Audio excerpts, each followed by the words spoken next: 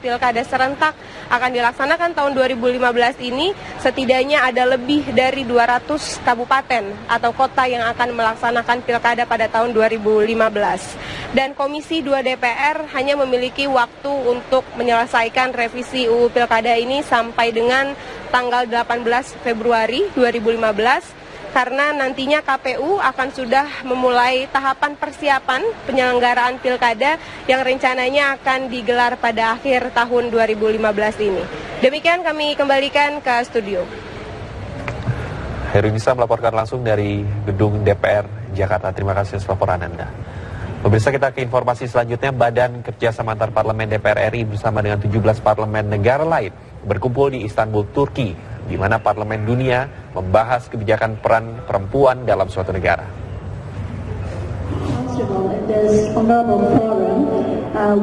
Dewan Perwakilan Rakyat DPR RI melalui Badan Kerjasama Antar Parlemen atau BKSAP menghadiri the 10th session of the PUI Conference and other related meetings di Istanbul, Turki. Pertemuan yang berlangsung sejak 17 Januari hingga 22 Januari mendatang ini dilangsungkan sebagai upaya membina, mengembangkan, dan meningkatkan hubungan kerjasama parlemen antar negara. Pertemuan ketiga 17 parlemen antar negara ini diantaranya membahas mengenai penerapan kebijakan peran perempuan di negara Islam. Indonesia meminta dalam pertemuan ini untuk merubah undang-undang yang dianggap membatasi emansipasi perempuan. Kita meminta supaya negara-negara OKI parlemennya punya komitmen untuk merubah undang-undang yang membatasi gerak perempuan di dalam kehidupan sehari-hari. Misalnya masih ada negara-negara di Timur Tengah yang sebagai contoh saja tidak membolehkan perempuan untuk menyetir. Itu sebagai contoh kecil, tapi banyak sekali batasan-batasan yang diterapkan kepada perempuan-perempuan di banyak negara-negara yang tergabung dalam OKI yang menurut kita perlu dibenahi dan menjadi komitmen bersama dalam pertemuan PUIC 2015 ini. Parlemen Indonesia percaya bahwa perempuan punya kemampuan dalam problem solving sehingga negara-negara OKI kami harapkan juga tadi untuk melibatkan perempuan dalam decision maker mereka, terutama di berbagai sektor di pemerintahan begitu ataupun di legislatif. Dalam pembahasan ini, setidaknya Indonesia telah banyak membuktikan bahwa peran perempuan sangatlah berarti bagi perubahan pada suatu bangsa. Dari Istanbul, Turki, Dani Setiawan, TV One mengabarkan. Kita ke kabar selanjutnya. Kementerian Ketenagakerjaan menetapkan upah minimum bagi pekerja rumah tangga di Jabodetabek 1,2 juta rupiah. Ya, namun penerapan upah tersebut tidak berdasar pada upah minimum provinsi, tetapi dari kesepakatan dengan pemakai jasa. Kementerian Ketenagakerjaan memperlakukan Peraturan Menteri Nomor 2 Tahun 2015 tentang perlindungan terhadap para pekerja rumah tangga atau PRT. Salah satu isi dari permen tersebut adalah upah layak PRT di Jabodetabek minimal 1,2 juta rupiah dan untuk babysitter 2 juta rupiah per bulan. Upah tersebut untuk PRT yang bekerja dan menginap di rumah majikannya. Direktur Jenderal Pembinaan Penempatan Tenaga Kerja Kementerian Ketenagakerjaan, Rena Usman mengatakan setiap PRT punya hak untuk mendapatkan upah layak. Belum adanya regulasi membuat PRT dan babysitter kerap mengalami ketidakadilan. Sementara itu Menteri Ketenagakerjaan Hanif Dakiri mengungkapkan akan ada sanksi untuk setiap pelanggaran, mulai dari sanksi administrasi hingga mencabut izin usaha terhadap perusahaan penyalur yang melanggar aturan soal kesepakatan upah bagi PRT. Namun penetapan upah PRT bukan berdasar upah minimum provinsi atau UMP, melainkan disesuaikan dengan kontrak kerja PRT dengan pengguna jasa. Informasi selanjutnya, sebuah gudang penyimpanan kosmetik ilegal di kawasan Tehokel, Jambi, digerebek Badan Pengawasan Obat dan Makanan atau BPOM Kota Jambi. Kosmetik ilegal itu biasa dipasarkan dengan memanfaatkan jejaring media sosial di dunia maya.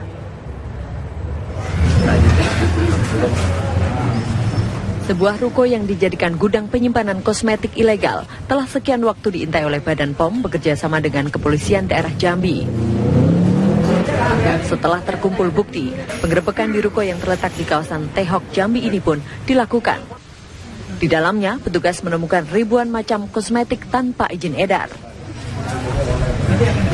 Kosmetik ilegal ini biasa dipasarkan oleh pemiliknya melalui internet tanpa adanya izin pembuatan dan edar dari Badan Pengawasan Obat dan Makanan Badan POM. Kita amati sejak lama bahwa di tempat ini ternyata kami menemukan penjualan produk tanpa izin edar. Jadi modusnya ini adalah bukan distributor yang terbuka, tetapi online melalui jaringan media sosial. Ribuan kosmetik ilegal ini selanjutnya akan dimusnahkan. Sementara 2 orang yang mengaku sebagai pemilik akan dibawa ke Mapolda Jambi guna menjalani pemeriksaan. Dari Jambi, Bayu Alfarisi, Bima Pratama, TV One mengabarkan. Petugas suku Dinas Perhubungan Jakarta Pusat kembali menggelar razia parkir liar di sepanjang Jalan Gunung Sahari, Jakarta Pusat. Tak tanggung-tanggung, petugas menggandakan mobil bak terbuka milik sebuah showroom yang parkir di pinggir jalan. Petugas tak mau kompromi, mobil pickup milik sebuah dealer ini dibawa petugas karena parkir di bahu jalan serta tak memiliki kelengkapan surat kendaraan. Petugas juga menegur seorang juru parkir di Jalan Gunung Sahari, Jakarta Pusat karena membiarkan mobil terparkir di tempat yang tidak semestinya. Sementara juru parkir tersebut berdalih tak melihat terpasangnya rambu dilarang parkir di lokasi ini. Dalam razia siang tadi, 3 mobil berhasil diderek petugas, sementara 10 mobil lainnya dikempiskan bannya karena petugas kekurangan mobil derek.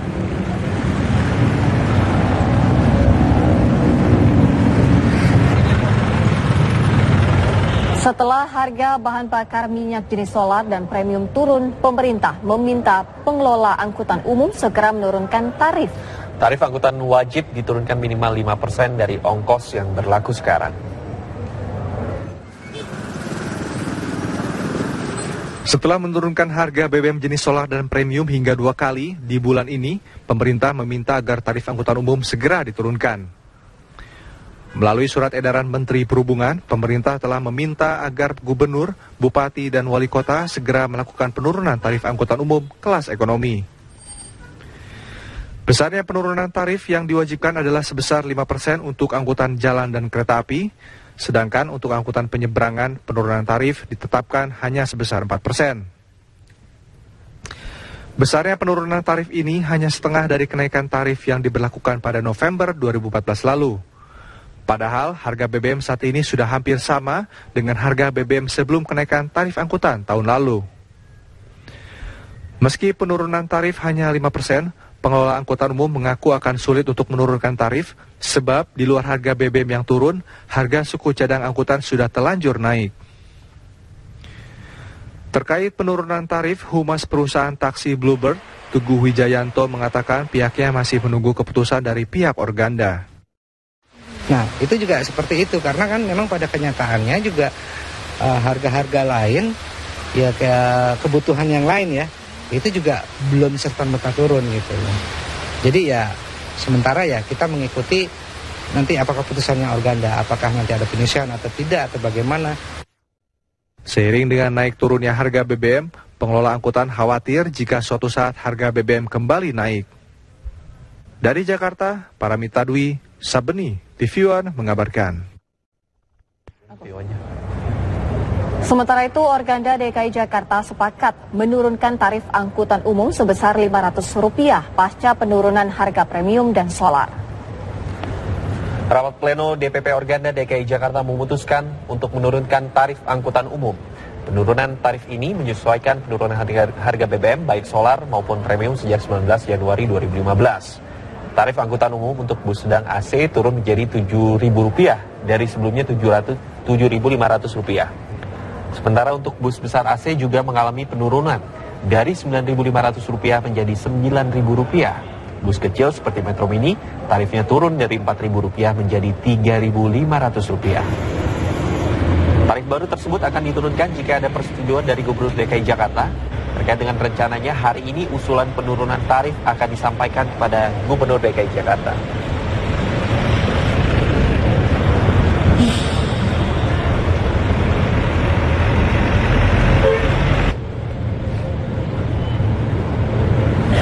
Selain angkutan umum, tarif angkutan taksi hingga kini juga belum menurunkan harga. Mereka masih menggunakan tarif argo lama. Ya, pihak pengelola masih menunggu hasil keputusan dari pihak Organda.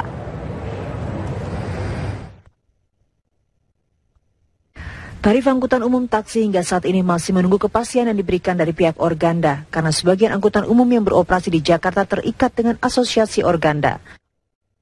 Para pengelola taksi resah dengan kondisi seperti ini karena mereka belum mengetahui sampai kapan harga BBM akan turun.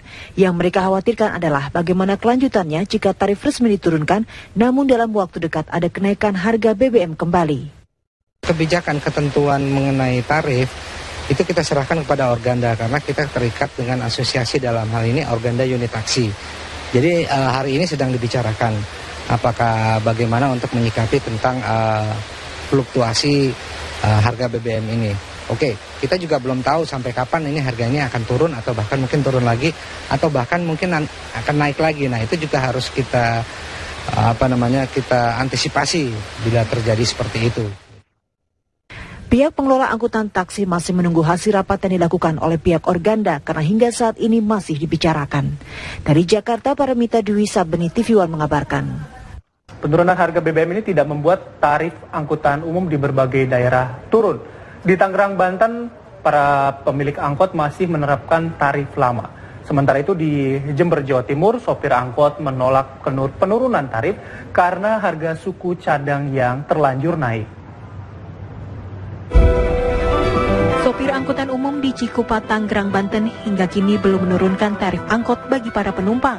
Mereka beralasan belum ada surat keputusan dari Organda sehingga yang berlaku masih tarif lama. Masih ya? Ya. Kalau untuk jarak jauh berapa, Pak? Jarak jauh kalau dari sini nyampe mentok 5.000. Kalau yang dekat-dekat 3.000. Kadang kalau yang tahu BBM turun mah 2.000 ngasihnya. Jasa angkutan umum pun merasa kecewa. Meski harga premium sudah turun, namun ternyata tidak berpengaruh kepada tarif angkot. Mereka berharap pemerintah maupun Organda secepatnya menetapkan tarif angkutan umum yang baru. Belum ada. Kalau mau ada kendaraan umum belum ada yang turun. Belum, Pak. Masih 4.000, belum ada yang penurunan lah. Keberatan nggak sih, Pak, dengan belum ada turunnya? Ya keberatan. Iya. Sementara di Terminal Tawang Alun, Jember, Jawa Timur, sopir angkutan umum juga belum menurunkan tarif angkot. Mereka beralasan suku cadang mobil saat ini harganya naik. Menanggapi penolakan sopir angkot, Dinas Perhubungan rencananya akan melakukan evaluasi. Enggak, sementara ini tetap, karena memang tidak ada edaran dari pusat maupun dari provinsi. Dan untuk itu kita hanya pantau di lapangan, tarif tetap seperti yang tadi diteruskan Bupati, itu 5.000. Harga BBM jenis premium dan solar resmi diturunkan pemerintah sejak kemarin. Pemerintah juga meminta pengelola angkutan umum untuk segera menurunkan tarif angkot minimal 5% dari ongkos yang berlaku sekarang. Dari Tangerang, Banten, dan Jember, Jawa Timur, TV One mengabarkan.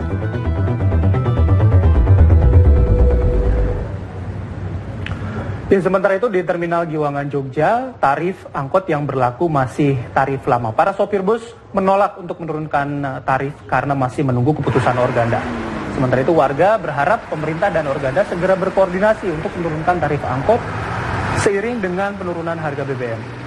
Warga di Yogyakarta dan sekitarnya juga masih harus membayar ongkos kendaraan atau tarif angkutan dengan harga sama ketika kenaikan harga BBM lalu. Hampir semua angkutan bis di Terminal Giwangan belum memberlakukan penurunan harga tarif. Misalnya untuk harga tarif angkutan kendaraan antara Provinsi Jogja Magelang masih 12 hingga 15 ribu rupiah sekali jalan. Untuk angkutan kendaraan daerah provinsi mulai 8 hingga 10 ribu rupiah sekali jalan. Belum adanya tarif resmi dari pihak terkait membuat sejumlah penumpang bingung dengan penetapan tarif bus. Penurunan harga BBM menjadi kabar baik bagi warga agar kebutuhan hidup termasuk ongkos transportasi kembali murah. Kini penumpang berharap agar tarif bus segera ditetapkan oleh pihak-pihak terkait.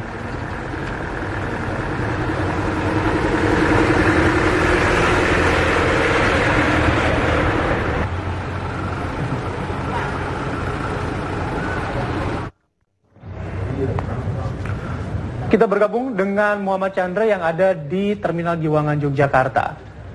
Chandra, apakah sudah ada pemberitahuan kapan tarif akan segera diturunkan? Ya, sampai dengan siang hari ini belum ada informasi terkait penurunan harga ataupun tarif dari angkutan umum yang ada di Terminal Giwangan Yogyakarta. Meskipun ini masih menjadi harapan besar bagi seluruh penumpang yang ada di Terminal Giwangan Yogyakarta. Namun di sini saya akan ajak Anda langsung untuk berbincang baik dengan pengemudi bus ataupun penumpang yang hendak menggunakan jasa transportasi yang ada di Terminal Giwangan. Dan di samping saya sudah ada sejumlah supir-supir bus yang setiap harinya melakukan aktivitas untuk trayek Jogja dan sekitarnya, dan salah satunya adalah trayek Jogja Parangtritis dengan Bapak Aris. Selamat siang Pak Aris. Selamat siang. Ya, Pak Aris, kita ingin mengetahui apakah Anda setuju dengan adanya penurunan harga ataupun tarif angkutan umum yang ada di Terminal Giwangan ini? Tidak setuju karena spare part bis itu juga nggak turun, nggak jadi harga tetap gitu loh. Kalau penumpang mau minta turun itu kan kami nggak bisa beli spare part. Padahal ban juga naik, semuanya naik gitulah. Nah, apakah ada perbedaan antara setelah dinaikkan harga ataupun tarif angkutan umum ini dengan sebelumnya terkait untuk penumpang sendiri ini? Ya, kalau masalah perbedaan jelas ada karena penumpang semua merasa mahal atau gimana itu sekarang jarang berangkat gitu loh. Semua kadang ada yang naik sepeda gitu, kadang ada yang bonceng tetangga gitu. Nah, sedangkan untuk animo masyarakat sendiri paling banyak biasanya menggunakan transportasi dari Jogja ataupun Terminal Giwangan ini menuju ke Parangtritis. Ini masa-masa apa saja nih biasanya? Ya, kalau yang penumpang yang wisata itu ya musim liburan, misalnya tahun baru gitu, tahun baru rame. Tapi kalau akhir-akhir ini 3 hari ini penumpang jarang yang sepi banget gitu. Iya, sepi sekali. Baik, harapan Anda sendiri terhadap tarif apakah dinaikkan lagi atau tetap seperti ini aja atau bagaimana harapan Anda terkait tarif angkutan umum ini? Kalau harapan saya ya tarif penumpang seperti biasa ini, nggak turun gitu maksud saya. Terus solar juga nggak naik lagi gitu, 6.400 sudah. Ini kan ada informasi dari pemerintah bahwa bahan bakar minyak ini akan fluktuatif, jadi ada naik, ada turun seperti itu.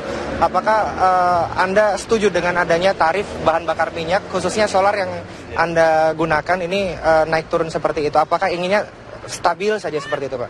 Ya kalau harapan kami stabil terus, karena itu membingungkan penumpang juga. Kalau ditarik gini gitu, nanti solar turun kok tarifnya nggak turun gitu. Jadi bisa perang mulut gitu sama penumpang. Itu apakah sering terjadi perang mulut yang ada di bis seperti itu terkait harga ataupun tarif ini? Iya sering. Penumpang yang biasa itu nggak mau bayar lebih, itu nggak mau. Maunya tarif yang kemarin gitu. Padahal solar aja 5,5 jadi 7,5, terus turun 250 jadi 6.400. Kan nggak turun langsung 5,5. Misalnya turun 5,5 nggak masalah tarif yang kemarin itu. Gitu. Baik, Bapak, terima kasih atas waktunya. Tunggu sebentar. Dan di sini pun saya akan ajak Anda untuk berbincang dengan penumpang yang akan menggunakan jasa angkutan transportasi dari Yogyakarta menuju tempat yang lebih jauh, dan ini bukan trayek yang ada di Yogyakarta saja yang ada di sini. Selamat siang, dengan Ibu siapa? Dengan Ibu Yuni. Ibu Yuni, rencana trayek yang akan digunakan ataupun tujuan Ibu dari Yogyakarta ini menuju kemana, Ibu? Menuju ke Merak, Cilegon, Anyar. Iya. Nah, terkait tarif, apakah sudah ada informasi tentang penurunan tarif khususnya tujuan tempat Ibu yang ingin Ibu gunakan ini?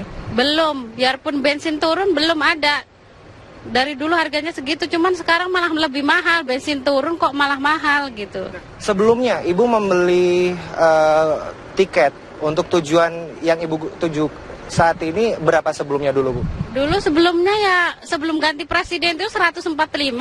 Kalau sekarang udah ganti presiden malah 200. Harusnya kan BBM turun ya ikut turun, ngikutin prosedurnya gitu. Iya. Dan apakah Ibu akan tetap menggunakan transportasi bis ini atau bagaimana Bu terkait harga ini yang tidak ikut turun seperti itu? Ya pengennya mah ya turun ya. Ya mau gimana lagi, harus dibeli ya harga segitu ya dibeli segitu. Ibu ke tujuan tempat Ibu ingin tuju itu adalah tempat kerja atau tempat tinggal itu? Tempat tinggal, iya tempat tinggal. Ini lagi pulang aja nengok orang tua, terusnya kan mau balik lagi ke tempat tinggal lagi gitu. Berarti Ibu ini rutin untuk menuju ke Cilegon seperti itu? Tiap tahun sekali gitu kan. Dan Ibu sangat merasakan sekali adanya kenaikan dan perbedaan harga ini? Iya, sangat lah. Sekali lagi Bu, harapan Ibu terhadap tarif angkutan umum yang ada ini seperti apa Bu? Ya harapannya ya kalau seumpama presidennya ngomongin turun, yang ngikutin prosedurnya turun kayak harga semula gitu. Iya. Terima kasih Ibu.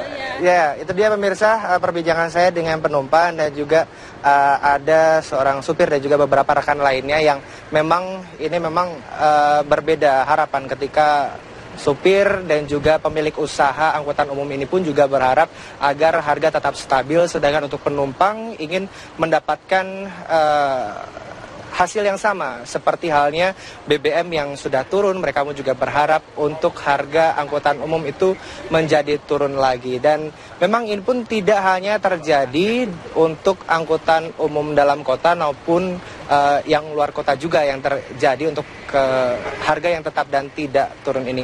Demikian informasi yang dapat kami sampaikan dari Terminal Giwangan Yogyakarta. Kita kembali ke Jakarta. Ya Chandra, tadi Anda menyebutkan belum ada pembahasan antara Organda dan pemerintah untuk membahas kebijakan tarif angkutan umum. Anda sudah mendapatkan informasi kira-kira kapan adanya pembahasan tersebut antara Organda dan juga pemerintah? Ya, sampai dengan saat ini kami belum mendapatkan informasi yang pasti mengenai kapan mereka akan melakukan pembahasan terkaitnya turunnya harga bahan bakar minyak yang berhubungan dengan tarif angkutan umum ini sendiri. Sedangkan tadi kami juga sempat menuju ke kantor pengelola ataupun kantor dari Terminal Giwangan Yogyakarta ini, bahwa mereka pun juga masih menunggu keputusan dari pusat terkait apakah harga ini akan turun ataupun tidak. Dan mereka pun juga berharap agar ini ataupun untuk harga ini bisa mengikuti apa yang telah ditetapkan oleh pihak pemerintah dan juga tidak merugikan masyarakat khususnya penumpang ataupun pengguna jasa angkutan umum ini. Demikian. Baik, terima kasih. Muhammad Chandra melaporkan langsung dari Terminal Giwangan Yogyakarta. Ruang kita masih akan kembali dengan informasi lainnya usai jeda pariwara berikut ini.